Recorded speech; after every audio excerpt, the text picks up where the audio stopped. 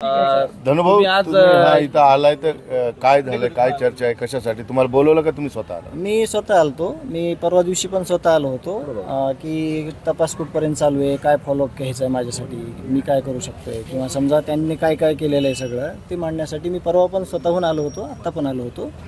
मला कोणीही बोलवलं नाही किंवा काही नाही. माझ्या जे काही रिक्वायरमेंट आहेत तपासण्यामध्ये मला असं वाटू नाही की मला ही माहिती नाही, त्यासाठी मी आलो होतो स्वतःहून आणि फॉलोअप घेतोय मी की कुठपर्यंत काम आलंय. अधिकारी पूर्ण सहकार्य करतायत, तुम्हाला माहिती देत आहे? पूर्ण काम चालू आहे चांगल्या पद्धतीनं, पण आमचं पण काम आहे बघणं बाबा थोडं. काल सीआयडीनं कोर्टामध्ये एक दावा केला की खंडणी प्रकरणात वाल्मीकरण यांना जरी अटक करण्यात आलेली असली तरी मात्र संतोष देशमुख हत्या प्रकरणात सुद्धा ही दोन्ही प्रकरणं एकमेकाशी जुळलेली आहेत आणि त्यांचा सहभाग आम्हाला तपासायचा आहे. तपास अधिकाऱ्यांशी भेटल्यानंतर त्यांनी तुम्हाला काय सांगितलेलं आहे? ह्याबद्दल नाही चौकशी झाली, पण त्यांनी जे काही तपास केलेला आहे त्यांना काही आढळून आलं असेल म्हणून त्यांनी प्रतिक्रिया व्यक्त केली किंवा त्यांनी मांडला मुद्दा.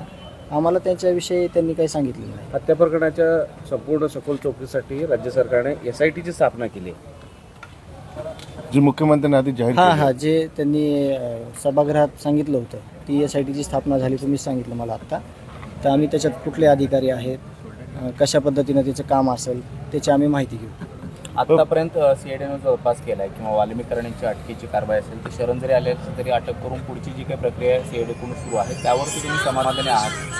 हे आरोपी ज्यावेळेस येतील राहिलेले आरोपी आणि सहआरोपी, मग त्यावेळेस मी तुम्हाला सगळ्यांना विशेष म्हणजे समोर तुम्हाला बोलून मी सांगेल या सगळ्या प्रक्रियेवर की किती समाधान झालं किंवा काय विषय.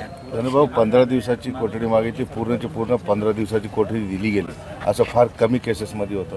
काय वाटतं तुम्हाला? जे तपास चालू आहे CID मार्फत सगळ्या डिपार्टमेंट मार्फत ते त्यांच्या तपासात त्यांनी जे म्हणजे विटनेस असतील काही किंवा सगळे लागेदोरे असतील त्यावर त्यांनी कोर्टाने त्याचा विचार केला असेल ह्यांच्या सगळ्या ह्याच्यावर, म्हणून ते तसं पुढं आलेलं आहे. 2 मोबाईल आणि व्हिडिओच्या संदर्भात देखील समोर आली होती माहिती. काय सीआयडीने सांगितलं का तो व्हिडिओ काय नेमकं चर्चा काय झाली? नाही सांगितलं त्यांनी काय त्याच्याविषयी. मोबाईलमध्ये काय सापडलं काय नाही सापडलं? नाही, तपासणी झाली असणार आहे पण आम्हाला त्यांनी तसं अधिकृत काही सांगितलं नाही. ओके, चलो, थँक्यू.